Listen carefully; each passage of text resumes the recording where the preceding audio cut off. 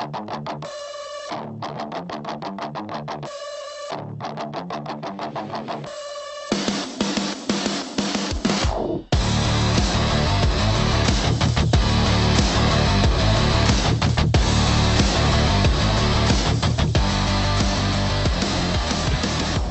a beautiful Tuesday evening. Yes, I said Tuesday.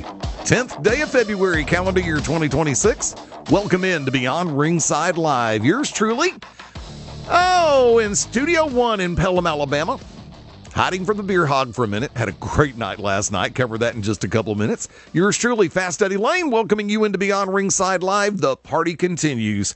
Going back to basics in more ways than one is welcoming in tag team partner, the one, the only, the hardcore heartbreaker, Sweet Daddy himself, Greg Troxell. What's up? Yo, man, just like we talked about before, best time of year, WrestleMania season. It's that time. It's what we all live for wrestler fans, isn't it? Allegedly. Allegedly.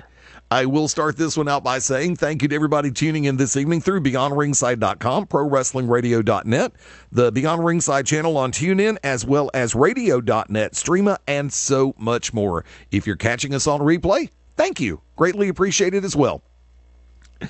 Talk about WrestleMania season coming hot off of the Royal Rumble. Now, my brain has been going in 93 different directions, and that's on a good day. Sometimes it's even more, so I get very scattered very quickly. Have we really had a chance to talk about the Rumble?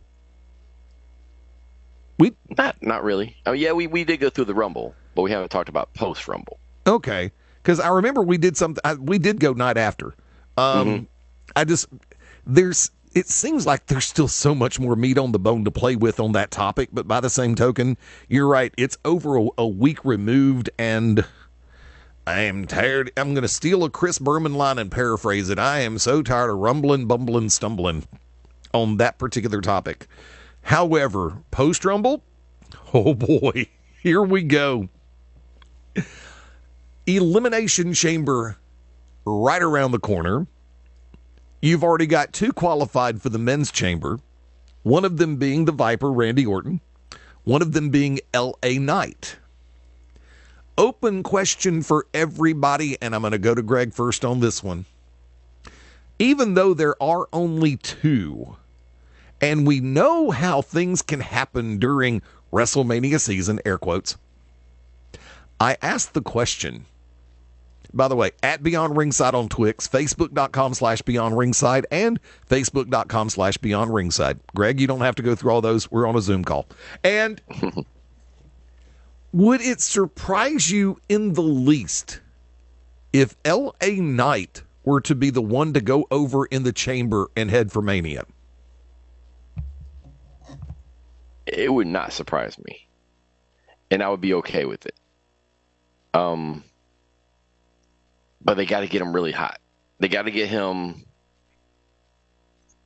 really hot between now and then.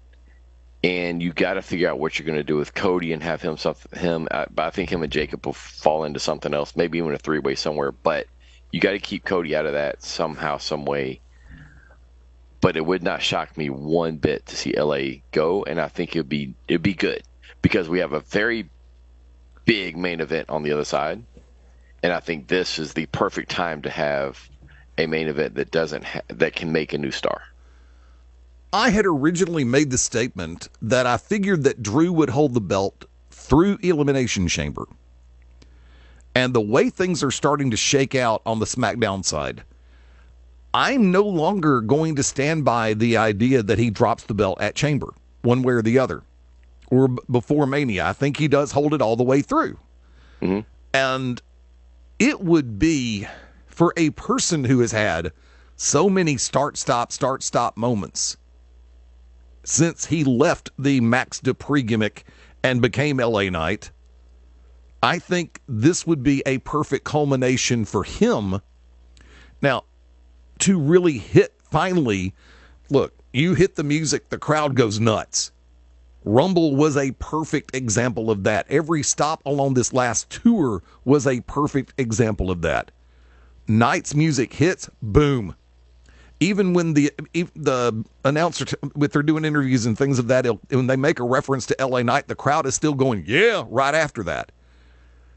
incredibly over? Yeah, I would say so. And still probably, I don't have the numbers in front of me because I didn't really think to look for them, and I'm not on WWE's mailing list for the pertinent numeric data. I'm pretty sure that LA Knight is still in the top 10 as far as merchandise sales. So I'm going to go early without knowing who the other four are. If you got Orton and Knight side by side in the comparison, I would love to see Randy score number 15. I don't think Hunter's going to let that happen. But if nothing else, if the groundswell is there and Knight goes over in Chamber and starts to head to Mania, there's going to be a rocket. And I'm hoping that they do something that is going to get and keep people's attention. Any other thoughts on that one, brother? No, I'm curious to see what they end up doing because you said start and stop with him. I think he was really hot, but he got hot at the wrong time.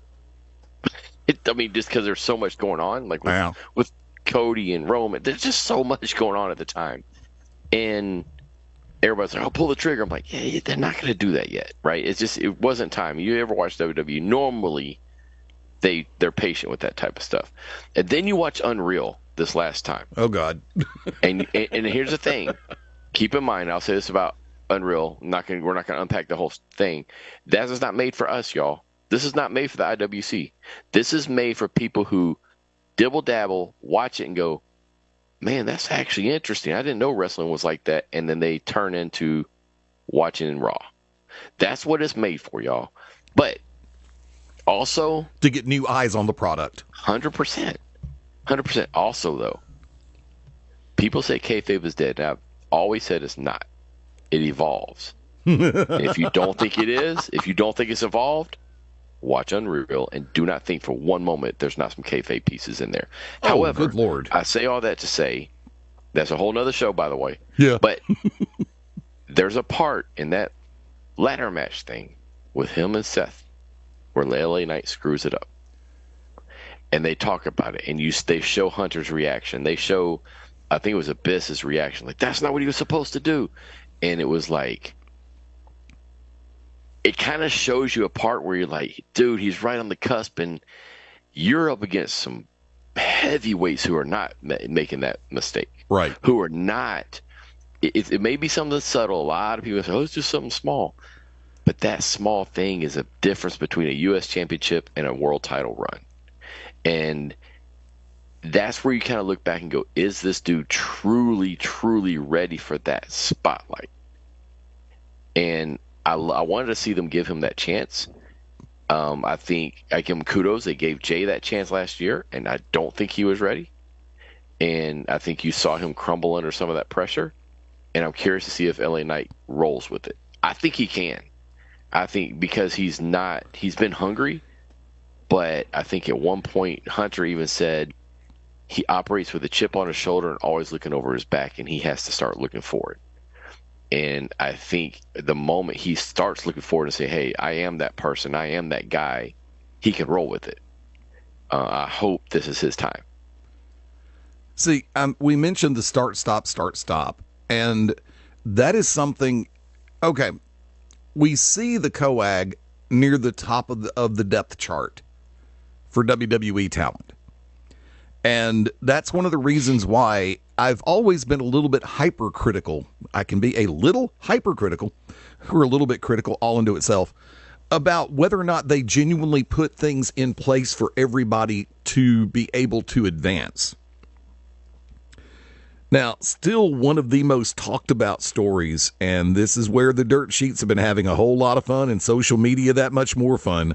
The situation with speaking of, have not watched Unreal, do not really care to watch Unreal. I have enough fun watching Dark Side of the Ring. But the situation revolving around Chelsea Green. That one's still a major topic on social media that people are still hashing out. Mm-hmm. Hayes has been ripped by social media, which I'm pretty sure that Michael Hayes doesn't care. No. He ain't going nowhere yet. If his name's in the being talked about, he's taking a shot at Jack and enjoying every minute of it. Probably. And I know that you occasionally get a chance to really pay attention to social media. The way that things have blossomed about this whole story about Michael Hayes and the comments made on Unreal, and that have been copycatted all the way through the IWC and all the different social media and the dirt sheets. What's been your thoughts on that one, brother? I love it. I just said kayfabe has evolved. Storytelling has evolved. You don't think for one moment that they made that statement knowing it was going to upset the whole IWC? You don't think for one moment that they weren't aware? And keep in mind, when this stuff is said, it's months ago. It's not like it was said last month. Correct. It was said months ago. And when he said that's her role, guess what? That was Bayley's role. That was Becky's role. That was arguably a little bit of Charlotte's role in the beginning. You can go through this whole talent pool outside of a Roman, literally outside of a Roman, and everybody's had that role of building somebody else before they get built.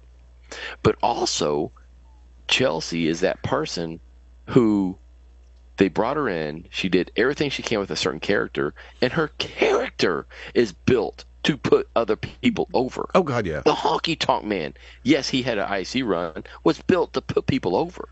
Jake the Snake Roberts was built to put people over. And when people freak out about this, I'm like, that actually is the most, possibly the best situation you can be in. Dibble-dabble in the upper mid-card, dibble-dabble and have a run that is unprecedented, and eventually you level up.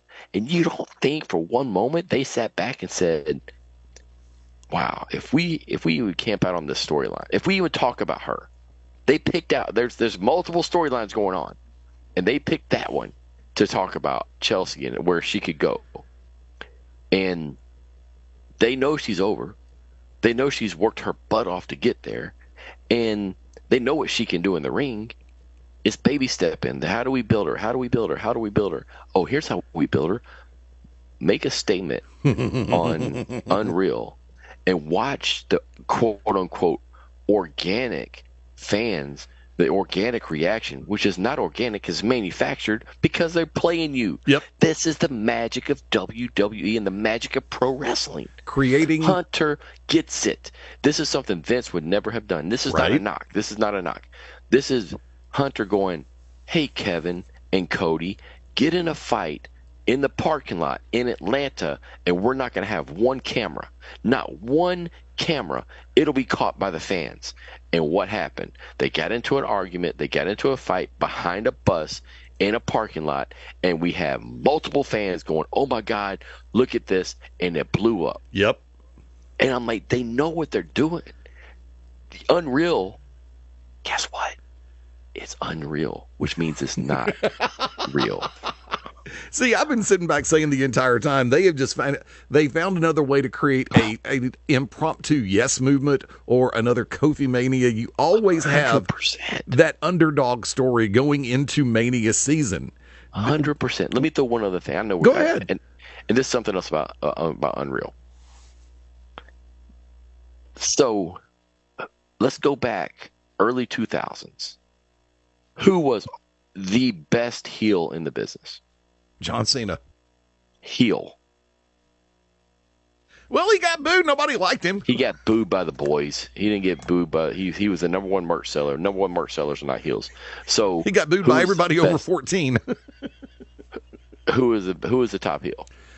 2000-ish, like the whole Ruthless Aggression era, even a little bit of, I wouldn't say the tail end of Attitude Era, but post Austin, post Rock. It would vary because 2000, or the top of the millennium, you're still clocking NWO 2000 with the diluted Evolution. You're hitting Evolution. Yeah. You hit all that. Hunter. Yeah. And what has he just positioned himself as? Yet again, The top heel in the business. How? The whole R-Truth thing. The whole put Gunther over Cena.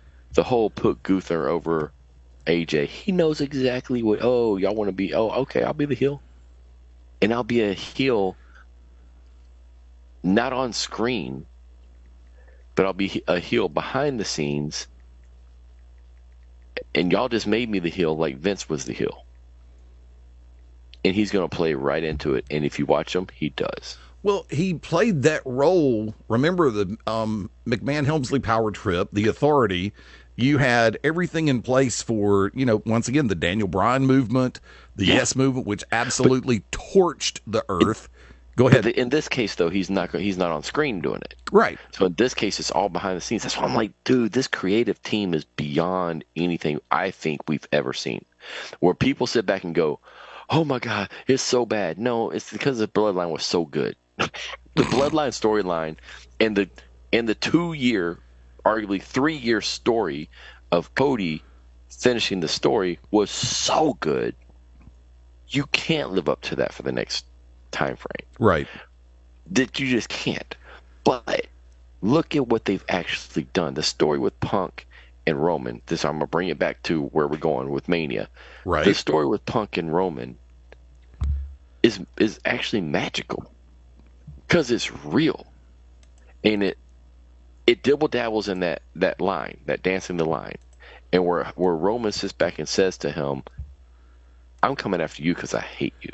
Matter of fact, it's personal, and that's pro wrestling. It's pro wrestling. It's pro wrestling.